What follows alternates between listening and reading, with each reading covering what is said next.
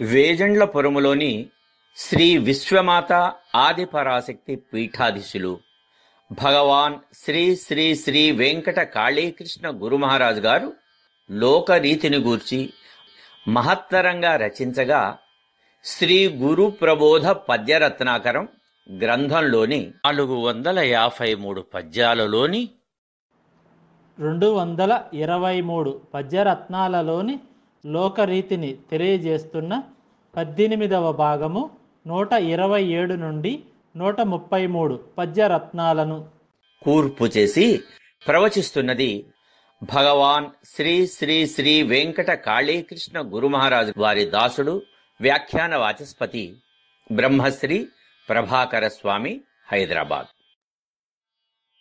ధనము సంపదలవి దండిగా నున్నచో ఆలు బిడ్డలెల్ల అండనుందురు లెక్క చేయకుందురు లేమిలో నుండగా కాళికాంబతనయ కనుము కృష్ణ.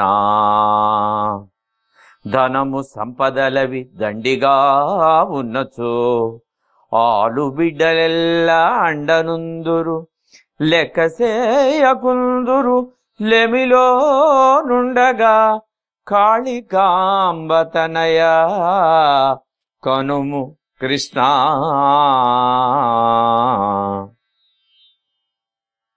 ధన సంపదలు అధికంగా ఉంటే భార్య బిడ్డలు అండగా ఉంటారు. అవి లోపించి దారిద్ర్యంలో ఉన్నప్పుడు మాత్రం పెద్దగా లెక్క చేయరు. డబ్బుతోనే ఈనాడు లోకమంతా మిళితమైంది. డబ్బు సంపదలు కలిగిన వారికి ఎన్నో మర్యాదలు గౌరవాలు దక్కుతున్నాయి. అలాగే అందరూ అభిమానిస్తారు. గుణగణాలతో పనిలేదు. దుష్టులైనా దుర్మార్గులైనా దోపిడీదారులైనా చాలా డబ్బుంటే ఎక్కడికి వెళ్ళినా బ్రహ్మరథం పడతారు. కుటుంబంలో కూడా ఎన్నో సేవలు మర్యాదలు జరుగుతాయి. బంధువులొచ్చి చేరుతూ ఉంటారు. వాళ్ళ వైభవాన్ని కొనయాడతారు. కొత్త కొత్త మిత్రులు సమకూరుతారు. వింతైన అనుభూతుల్ని రుచి చూపిస్తూ ఉంటారు. కొత్త కొత్త వాళ్ళు వస్తారు. తాము దూరపు బంధువులమని పరిచయం చేసుకుంటారు. ఉన్న ధనం సంపదలు హరించిపోయే వరకు ఎవరి వంతు వాళ్ళు వచ్చి సుఖాలు అనుభవించి తిన్నంతకాలం తిని వెళతారు. సంపదలన్నీ హరించిపోయి నిరుపేదగా మారిన రోజున అప్పటి వరకు ఇంద్రుడు చంద్రుడు అని పొగిడిన వాళ్లే ముఖం చాటేస్తారు. ఆర్థిక సాయం అడుగుతాడేమోనని దూరంగా వెళ్ళిపోతారు. మరికొందరైతే ఉన్నప్పుడు అందరినీ చేరదీసి లెక్క చేయకుండా ఎవడు ఖర్చేయమన్నాడు, అప్పుడు ఒళ్ళుపై తెలియకుండా ఎందుకు పాడు చేసుకున్నాడు, ఇప్పుడు లేదనే వాడేడవమన్నాడు అంటూ దెప్పి పొడుస్తాడు. ఆఖరికి కుటుంబ సభ్యులు భార్య పిల్లలు కూడా అతన్ని పట్టించుకోరు. పనికిమాలిన వాడిగా అసమర్థుడిగా చేదరించుకుంటారు. బెల్లం దగ్గరకు చీమలు చేరటం సహజం.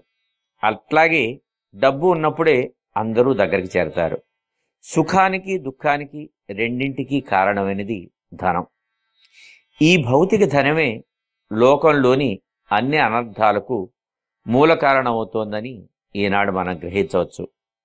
ఇలాంటి ఘటనల ద్వారా నిజానిజాలు గ్రహించి జాగ్రత్త పడలేని మనుషులు జీవితాంతం బాధలు పడుతూనే ఉంటారు. అన్ని బాధల నుంచి సత్వర విముక్తిని ప్రసాదించి శాశ్వత ధనం భక్తి సంపదల్ని పోగు చేసుకోవటమే. దానికి అందరూ సిద్ధం కావాలి. నిశ్చలమైన భక్తి బెల్లం కన్నా మధురంగా ఉంటుంది. కానీ దానికి ఏ చీమలు చేరవు. ఆధ్యాత్మిక సంపద భౌతిక సంపద కన్నా మిన్నయింది. ఎంత పంచినా తరిగేది కాదు. కష్టసుఖాల్లో కలిమిలేముల్లో కలిసి ఉండడం వల్ల భార్యాభర్తల మధ్య కూడా ఆర్థిక పరిస్థితులు దిగజారిపోగానే తెలియకుండానే కలతలు వస్తాయి. కానీ భక్తిపరులు పేదవాళ్లైనా ఆ బంధం అందరినీ దగ్గరికి చేరుస్తుందని భగవాన్ శ్రీ శ్రీ శ్రీ వెంకట కాళీకృష్ణ గురుమహారాజు వారు పై పద్యంలో తెలియచేశారు. ఆత్మవిధులపై అపనిందలను మోపి కలులు దిట్టుచుందురు ఘనులనెప్పుడు ఆత్మవిధులపైని అపనిందలను మోపి కలులు తిట్టుచుందురు ఘనులనెప్పుడు కుంజరమును జూచి కుక్కలు మొరుగురా కుంజరమును జూచి కుక్కలు మొరుగురా కాళికాంబతనయ కనుము కృష్ణ. ఆత్మజ్ఞాన సంపన్నులైన వారి మీద అనేక అపవాదులు మోపి గొప్పవాళ్ళని నీచులు దూషిస్తూ ఉంటారు. ఏనుగు వీధిలో వెళుతుంటే కుక్కలు మొరుగుతూ ఉంటాం, చూస్తూనే ఉంటాం కదా. విశిష్ట జ్ఞాన సంపన్నులైన వారి మీద నిందలు మోపే నీచులు లోకంలో చాలామంది ఉంటారు. జ్ఞానం సంపాదించాలంటే స్వయంగా ప్రయత్నం చేయాలి. కాలంతో పాటు దైవం కోసం అన్వేషణ, మోక్షం కోసం అన్వేషణ చేయటం వల్ల వారి ప్రయత్నాల్లో ఉన్నతమైన జ్ఞాన సంపదలు పొందొచ్చు. అలాంటి జ్ఞానులు బ్రహ్మతత్వంలో ఉంటారు. వారికి లోకంలోని అందరూ, అన్ని ప్రాణులు ఒకటి. ఒకరు గొప్ప, ఒకరు తక్కువ, ఒకరు నీచులు, ఒకరు గొప్పవాళ్ళు అనే భేదభావం ఉండదు. అందరూ సమంగా ఉంటారు. ఇంద్రియ ప్రేరేపితమైన కోరికలు వారిలో పెద్దగా ఉండవు. దైవదత్తమైన అందరినీ ఆదరించే ప్రేమ మాత్రం నిండుగా ఉంటుంది. అదే వారు అందరికీ పంచుతారు. వారే ఆత్మజ్ఞానులు. జ్ఞానిని సాక్షాత్తు భగవంతుని స్వరూపంగా చెప్పుకుంటాం. భగవంతునికి జ్ఞానానికి ఏమాత్రం భేదం లేదు అని. ఆత్మ పరమాత్మకు సంబంధించిన ద్వైత సాధనలన్నీ క్రమక్రమంగా వికసించి జీవాత్మ పరమాత్మ వేరు కాదు, రెండూ ఒకటే అనే అద్వైత అనుభవాన్ని, అద్వైత స్థితిని పొందే స్థాయిలో ఉంటాడు ఈ జ్ఞాని.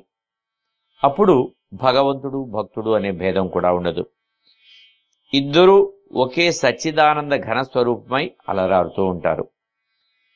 అదే జీవన చరమస్థితి, సాధకుల యొక్క సాధనకు అంతిమ దశ. అదే జీవనముక్తి. అలాంటి జ్ఞానస్థితిని సంపాదించిన వారే ఆత్మవిధులు.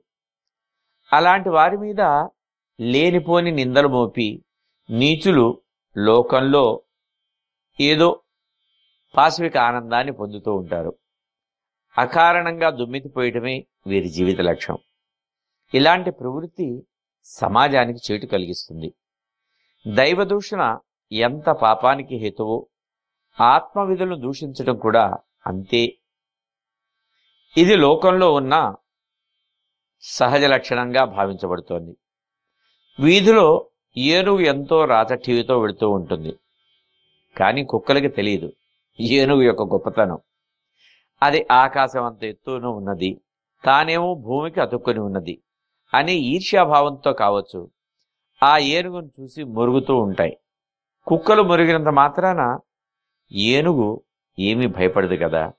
అదేవిధంగా నీచులు ఆత్మజ్ఞానులపై, ఆత్మ విధులపై నిందలు మోపినంత మాత్రాన వారి గొప్పదనం ఏమీ తగ్గదు. వారు దూషించినంత మాత్రాన విజ్ఞులు తాము చేసే మంచి పనుల్ని, సాధనా కార్యక్రమాల్ని ఏమాత్రం మానరు అని భగవాన్ శ్రీ శ్రీ శ్రీ వెంకట కాళీకృష్ణ గురు మహారాజ్ వారు పై పద్యంలో తెలియచేస్తున్నారు. పంచవలయు ప్రేమ పదవియున్నయపుడే, పంచవలయు ప్రేమ పదవి ఉన్నయపుడే, పదవి కూర్పవలయు పరుల మేలు, పంచినట్టి ప్రేమ పరమరక్షగ నిల్చు, పదవి కూర్పవలయు పరుల మేలు, పంచినట్టి ప్రేమ పరమరక్షగ నిల్చు, కాళికాంబతనయ కనుము కృష్ణ. అధికారంలో ఉన్నప్పుడే ప్రేమను పంచాలి, పరులకు ఉపకారం చేయాలి. ఇతరులకు పంచిన ప్రేమ మనకి రక్షగా నిలుస్తుంది. ఎంతో పుణ్యము అదృష్టము ఉంటే తప్ప పదవీ యోగం కలగదు. అలాంటి పదవులు సమకూరినప్పుడు హోదా, బాధ్యత అన్నీ పెరుగుతాయి, సౌకర్యాలు పెరుగుతాయి, మంది మార్బలం పెరుగుతుంది. అయితే ఎగదోసేవాళ్ళు ఉంటారు, కూలదోసేందుకు సిద్ధంగా ఉంటారు. ఇలాంటప్పుడే ఎంతో అణుకువతో సంయమనంగా వ్యవహారాల్ని నడిపించాలి. కొందరితో ఉదారంగా, మరికొందరితో కఠినంగా ఉండకూడదు. అనుకూల వర్గాలు, ప్రతికూల వర్గాలు అనే వాటిని ప్రోత్సహించకూడదు. అందరితోనూ సమమైన భావంతోనే నడుచుకోవాలి. నలుగురితో కలిసి నలుగురిని కలుపుకొని ముందుకు సాగాలి. అందరినీ ఆదరించాలి, పనిలో ప్రోత్సహించాలి. ఒకవేళ వాళ్లలో దోషాలు కనిపించినా అవి వారి దృష్టికి తెచ్చి ఈసారి అలాంటివి రాకుండా జాగ్రత్త పడమని శాంతంగా చెప్పి ప్రోత్సహిస్తే అభిమానం పెరుగుతుంది. పదవిలోనో అధికారంలోనో ఉన్నప్పుడు ఎన్నో ప్రాంతాలు తిరిగి ఎంతో మంది ప్రజల జీవన గతుల్ని తెలుసుకునే అవకాశం కలుగుతుంది. సామాన్య ప్రజలు ఎవరైనా అధికారులు లేదు పెద్దవాళ్లు తమ ప్రాంతానికి వచ్చినప్పుడు ఆ సమస్యల్ని, బాధల్ని చెప్పుకోవటం పరిపాటి. ఎందుకంటే సంబంధిత అధికారులు, పెద్దలు తమ విస్తృతమైన అధికారాలను ఉపయోగించి అలాంటి సమస్యల్ని తీర్చగల అర్హత కలిగి ఉంటారు. నలుగురికి ఉపయోగపడే మంచి పథకాలకి రూపకల్పన చేసి నిధులను సమకూర్చగల అధికారాలు కూడా వారికి ఉంటాయి. అందువల్ల ఉన్నత పదవుల ద్వారా వారికి సంక్రమించిన అధికారాల్ని ప్రజల బాగోగుల కోసం ఉపయోగించాలి. తమ అధికారాలు అనుమతించిన మేరకు ప్రజలకు మేలు చేసే వాటిని నిర్వహిస్తూ వారి ప్రేమను, గౌరవాన్ని, ఆదరాన్ని పొందాలి. మేలు చేసేవారిని సహజంగా ఎవరైనా ప్రేమిస్తారు, అభిమానిస్తారు. అలా కాకుండా అధికారంలోకి రాగానే కఠిన చిత్తంతో ఇతరుల్లో తప్పులు వెదగటం తమ బాధ్యతగా భావించకూడదు. ఇలాంటి ప్రవర్తన ఎంతమాత్రం మంచిది కాదు. అధికారం, పదవిలో ఉన్నప్పుడే ప్రేమను పంచాలి, మరింతగా జాలి, కరుణ ప్రదర్శించాలి ఎక్కువగా. పదవి పరులకు కూడా ఉపయోగకరంగా ఉండాలి. అంటే కేవలం తనకి, తన కుటుంబ సభ్యులకి అయిన వాళ్ళకి, లేదు తన చుట్టూ ఉన్న కొద్దిమంది భజన పరులకే కాక తాను ఎంతమందికి ప్రతినిధిగా ఉన్నారో వారి అందరికీ సమభావంతో మేలు జరిగేలా చేయగలిగిన వాడే ధన్యుడు, యోగ్యుడు అయినటువంటి నాయకుడు, అధికారి అవుతాడు. అలా ప్రేమ పంచుతూ సేవలు అందిస్తే భవిష్యత్తులో అది వారికి రక్షగా మిగులుతుంది. చివరి దశలో తిరిగి ఉపయోగపడుతుంది. కనుక అధికారం, అవకాశం ఉన్నప్పుడే ప్రేమను పంచుతూ పరులకు మేలు కూర్చే పనులను కూడా ఆచరిస్తూ అవకాశాన్ని సద్వినియోగం చేసుకోవాలి అని గురుదేవులు పూజ్య శ్రీ శ్రీ శ్రీ వెంకట కాళీకృష్ణుల వారు పై పద్యంలో తెలియచేశారు. అవని వీడకున్న ఆధ్యాత్మ భావము దైవ సఖ్యమరు దండిగాను. అవని వీడకున్న ఆధ్యాత్మ భావము దైవ సఖ్యమరు దండిగాను. సఖ్య భక్తి చాలా సౌఖ్యము చేకూర్చు కాళికాంబతనయ కనుము కృష్ణ. సఖ్య భక్తి చాలా సౌఖ్యము చేకూర్చు కాళికాంబతనయ కనుము కృష్ణ. ఆధ్యాత్మిక భావాల్ని వదలకుండా మనసును దైవం మీదే లగ్నం చేసి ఉంచితే దైవంతో అనుబంధం ఏర్పడుతుంది. దేవుడి సఖ్యతతో కూడిన భక్తి వల్ల అమర సౌఖ్యం చేకూరుతుంది. ఆధ్యాత్మిక భావం అంటే దైవ చింతన. ఆశా ధ్యాస అంతా దేవుని గురించే ఉండటం. దేహం, ఆత్మ, పరమాత్మ అనే అంశాలు, లోకంలోని వేదంలోని ధర్మాలు మొదలైన వాటికి సంబంధించిన జ్ఞానం. ఆధ్యాత్మిక చింతనలో నిరంతరం దైవ దర్శనం కోసం తపించే పరమ భక్తులకి దైవ దర్శనంతో పాటు దైవంతో చెలిమి కూడా లభిస్తుంది. దైవ సఖ్యత మాటలలో చెప్పినంత సులభమైందైతే కాదు. ప్రథమంలో సాధకుడికి మనసు స్థిరం కావాలి. అంతర్గత శత్రువుల్ని అణిచివేయాలి. కోరికల్ని పూర్తిగా త్యజించాలి. లౌకిక బంధాల నుంచి విముక్తుడు కావాలి. ఇవన్నీ సాధకులకు కఠినమైన పరీక్షలు. వీటిని దాటి ముందుకు వెళ్ళి అతి క్లిష్టమైన యోగ సమాధిని పొందాలి. అదే ఆత్మ పరమాత్మల కలయిక, అత్యున్నతమైన స్థితి.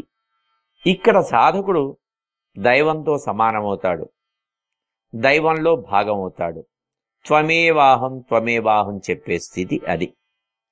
దైవశక్తులన్నీ సాధకునికి తన సంకల్పానికి లోబడి ఉంటాయి. దేవునితో ముఖాముఖి మాట్లాడగలిగే అర్హతను పొందుతాడు. దైవం కూడా ఇలాంటి సాధకులకు సిద్ధుల్ని వరాల్ని ప్రసాదించి వారితో సఖ్యంగా ఉంటారు. నరుడు దేవుడు అనే భేదం కనిపించదు.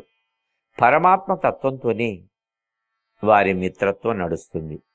సాధకుడు ప్రపంచంలో ఆచరించే మంచి కార్యక్రమాలకు దైవం, కాలం అనుకూలతనిస్తాయి.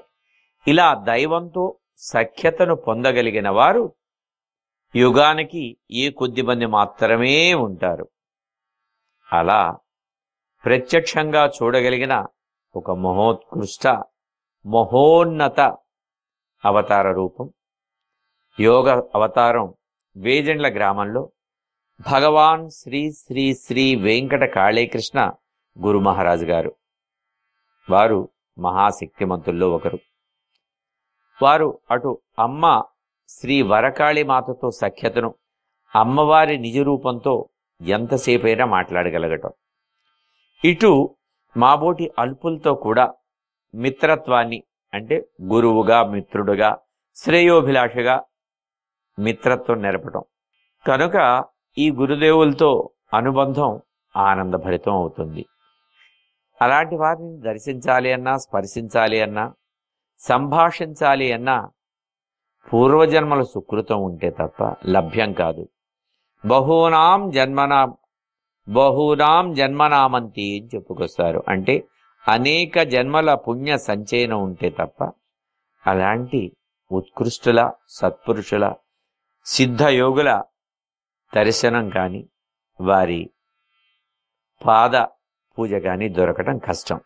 కనుక అటువంటి మహానుభావులతో మాట్లాడటం వల్లనే మాకు ఇంత ఆనందంగా ఉంటే, సాక్షాత్తు అమ్మవారితో ముఖాముఖి మాట్లాడగలిగిన కాళీకృష్ణ గురుదేవులు వారి సఖ్యత వల్ల ఎన్ని వేల రెట్ల ఆనందంతో ఉంటారు అనేది మనం ఊహించుకోవచ్చు. అంటే సామాన్య మానవులను కలిస్తే ఆనందం, సామాన్య మానవుడు ఒక సిద్ధ గురువుని, సిద్ధ పురుషుణ్ణి కలిస్తే ఇంకా ఆనందం. అలాంటిది సాక్షాత్తు జగదీశ్వరి ఆదిపరాశక్తి ఆ అమ్మవారిని సాకార రూపంతో చూసి వారితో మానవ భాషలో సంభాషిస్తూ ఉండటం అనేది మన ఊహకి అందని దివ్యత్వం. ఇలాంటి సఖ్యభక్తి వల్ల ఎంతో సౌఖ్యం అవుతుంది అని గురుదేవులు తమ అనుభవపూర్వకమైన అనుభూతిని ఈ పద్యంలో తెలియచేశారు. నిజానికి ఈ పై పద్యం, ఈ వ్యాఖ్యానం చదవగలిగిన వారికి, వినగలిగిన వారికి కూడా సఖ్యభక్తి వల్ల కలిగే శుభాలు కలుగుతాయని, కలగాలి అని భావించవచ్చు. ఉదర పోషణార్థమురికి తప్పులు చేసి, తప్పులన్నీ తాము తలగజేసి, భక్తితోడమెలగా పాపాలు తొలగు కాళికాంబతనయ కనుము కృష్ణ. పొట్టకూటి కోసం పరుగులు పెడుతూ తప్పులు చేసి ఆ తప్పుల్ని తాము దూరం చేసుకుని, అంటే కనిపించనీక భక్తితో మెలిగినప్పుడు పాపాలు తొలగిపోతాయి. కూటి కోసం కోటి విద్యలు అంటారు. లోకంలో ఎవరు ఏమి చేసినా భుక్తి కొరకే. కోటి విద్యలు కూటి కొరకే అన్నది అదే కదా. మరి ఒక పూట భోజనం చేయకపోతే నిలబట్టడం కష్టమే. అందువల్ల పొట్ట కూటి కోసం ఏది చేసైనా సరే ముందు క్షుద్బాధను పోగొట్టుకోవాలి. ఇందుకోసం ఒక్కొక్కళ్ళు ఒక్కో మార్గాన్ని ఎంచుకుంటారు. కొందరు కూలీ నాలీ చేస్తారు, కొందరు ఉద్యోగాలు, కొందరు వ్యాపారాలు సాగిస్తారు, ఇంకొందరు తమకు తెలిసిన విద్యల్ని ప్రదర్శిస్తూ వాటి మీద వచ్చే సంపాదనతో పొట్ట పోసుకుంటూ ఉంటారు. ఇవేమీ చేతకాని వాళ్ళు, కష్టపడటం ఇష్టం లేని వాళ్ళు రకరకాలుగా పొట్ట నింపుకుంటూ ఉంటారు. ఉదర పోషణ కోసం ఏ విధానాన్ని ఎంచుకున్నా అది ఇతరులకు ఇబ్బంది లేనంత వరకు పర్వాలేదు. తప్పు చేయటం మానవ సహజం అన్నట్లుగా పొట్ట పోసుకునే ప్రక్రియలో ఒక్కోసారి తప్పులు చేస్తూ ఉంటారు. ఒక్కోసారి ఎక్కడా పని దొరక్క, దొరికిన పని తాను చేయలేక, ఆకలికి తాళలేక చిన్న చిన్న దొంగతనాలకు కూడా పాల్పడి ఆకలి బాధను తీర్చుకుంటూ ఉంటారు. అది తప్పే. ఎందుకంటే డబ్బును పోగొట్టుకున్నవాడు, లేదు వస్తువును పోగొట్టుకున్నవాడు కూడా తనలాంటి వాడే కావచ్చు. అతనికి ఆ పోయిన డబ్బుతోనే జీవనం గడవచ్చు. ఒకరి ఆకలి తీరటం కోసం మరొకరిని పస్తులుంచటం తప్పు. అలాగే మరికొందరు గంజనీళ్లు కాచుకోవటానికి కూడా చిల్లిగవ్వలేక తమ పిల్లల్ని అమ్ముకుంటారు. అలా ఎంతకాలం ఎంతమంది పిల్లల్ని అమ్ముకొని జీవించగలరు? ఏదో ఒక పని వెతుక్కుని చేసుకోవాలి. ఇలా ఎన్నో తప్పులు కడుపు నింపుకోవటం కోసం చేస్తూ ఉంటారు. ఇలాంటి తప్పుల్ని ఎవరికి వాళ్ళు ఆత్మ పరిశీలన చేసుకుని సరిదిద్దుకోవాలి. చేసిన తప్పుల్ని సరిదిద్దుకోవటంలోనే వ్యక్తి యొక్క ఔన్నత్యం ఆధారపడి ఉంది. భక్తి మార్గంలోకి మనసును మళ్లించినప్పుడు తప్పులు జరగబోయే ముందు ఆలోచించి ఆ తప్పులు జరగకుండా జాగ్రత్త పడే మనోనిగ్రహం వస్తుంది. అలాగే భక్తిభావం పెరిగినప్పుడు ఇదివరలో జరిగిన తప్పుల ద్వారా సంక్రమించిన పాపాలు పటాపంచలవుతాయి. భగవంతుని సేవిస్తుంటే పాపాలు దరిచేరవు, సమతాభావం ఏర్పడుతుంది. అందువల్ల ప్రతివాళ్ళు పశ్చాత్తాప భావంతో మెలిగి తప్పొప్పుల్ని బేరీజు వేసుకుని జీవితాన్ని శాంతియుతంగా గడపాలి అని భగవాన్ శ్రీ శ్రీ శ్రీ వెంకట కాళీకృష్ణ గురు మహారాజు వారు పై పద్యంలో తెలియచేస్తున్నారు. తనువు మీద నగలు తాము వదలివేయ, దైవ భక్తి పెరుగదందురు బుధులు. తనువు మీది నగలు తాము వదలివేయ, దైవ భక్తి పెరుగదందురు బుధులు. నాణ్యమైన నడత నగలు తొడగవలే, నాణ్యమైన నడత నగలు తొడగవలే. కాళికాంబతనయ కనుము కృష్ణ. శరీరం మీద ఉన్న నగల్ని నిలువు దోపిడిగా దేవుడికి ఇచ్చినంత మాత్రాన దైవ భక్తి పెరిగింది అనుకోలేం. అందుకు బదులుగా నాణ్యమైన ప్రవర్తన అనే నగల్ని ధరించటం, అలాగే దుర్గుణాలు అనేటటువంటి వాటిని నిలువు దోపిడి ఇవ్వటం మంచిది. దేవుడి మీద తమకు అపారమైన భక్తి ఉన్నదని ప్రకటించటానికి చాలామంది ఒంటి మీదున్న నగల్ని దేవుడికి నిలువు దోపిడీ రూపంలో ఇస్తారు. దేవుణ్ణి తాము ఏదో ఒక మొక్కు మొక్కి కోరిక కోరి ఆ మొక్కిన సమయంలో తమ ఒంటి మీద ఏమేమి ధరించి ఉన్నారో ఆ నగలన్నిటినీ మొక్కు తీర్చుకునే సమయంలో దేవుడికి సమర్పించటం నిలువు దోపిడీ అంటారు. ఆ నిలువు దోపిడీలో ఒక పద్ధతి అంటే లౌకిక బంధాలకు అనుబంధంగా ఉండే అశాశ్వతమైన ధనాన్ని గాని బంగారాన్ని గాని దేవుడికి సమర్పించడం జరుగుతుంది. ఆ మాత్రం సమర్పించకపోతే దేవుడు తమ కోర్కెలు తీర్చడేమోనని భయం. దేవుడికి బంగారం ఎందుకండి? నగలు నాణ్యాలు ఎందుకు? ఏమి చేసుకోవటానికి, ఎవరికి ఇవ్వటానికి? ఆయన సంకల్పిస్తే క్షణకాలంలో ఈ భూమండలాన్నంతా బంగారమయం చేయలేడా? దేవాలయాల్లో, మఠాలలో, ఆశ్రమాల్లో కూడా మనం చూస్తూ ఉంటాం. దైవ విగ్రహాలకి, ఆ దేవుని ప్రతిమలకి, దేవతామూర్తులకి అలంకరణగా బంగారం, వెండి వస్తువులు వేస్తూ ఉంటారు. అవి భగవంతుడు కోరేవి కాదు కదా. అంటే భగవంతుణ్ణి అలంకరించి ఆ అలంకరణలో చూసి భక్తులు ఆనందపడేందుకే తప్ప నిజంగా భగవంతుడు కోరే అలంకరణ గాని, ఆభరణాలు కాని ఇవి కానే కావు. మానవుల్లో శాశ్వతంగా ఉండే దుష్ట స్వభావాల్ని, దుర్మార్గపు పోకడ్ని, సంకుచిత భావాల్ని, ఇంద్రియ చాపల్యాల్ని, వీటిని మనసు నుంచి తీసివేసి దేవుడి సాన్నిధ్యంలో వదిలేస్తే అది నిలువు దోపిడి. అందువల్ల దుర్గుణాలనన్నిటినీ వదిలివేసి స్వచ్ఛమైన మనసుతో కూడిన భక్తి మాత్రమే దేవుడికి కావాల్సింది. అలా చేసిన పూజలు మాత్రమే దేవుడికి చేరతాయి, దేవుని కృపకు పాత్రత కల్పిస్తాయి. అంతేగాని నిలువు దోపిడీలు, బంగారు రథాలు, వజ్రాల కిరీటాలు ఇవన్నీ సమర్పిస్తే తాము ఎక్కువ భక్తి ప్రదర్శించినందుకు తమని కరుణించి అంతకు అంత తిరిగి ఇస్తాడనే భావన తప్పు. మంచి గుణాలనే ఆభరణాలుగా చేసుకుని చేస్తే ఆ పూజలే దేవుడికి ప్రీతిని కలిగిస్తాయి అని గురుదేవులు పూజ్య శ్రీ శ్రీ శ్రీ వెంకట కాళీకృష్ణ గురు మహారాజు వారు పై పద్యంలో తెలియచేశారు. భక్తి కలుగగానే భవపాశములు వీడు, మూర్ఖతత్వమనిడి ముసుగు తొలగు. భక్తి కలుగగానే భవపాశములు వీడు, మూర్ఖతత్వమనిడు ముసుగు తొలగు.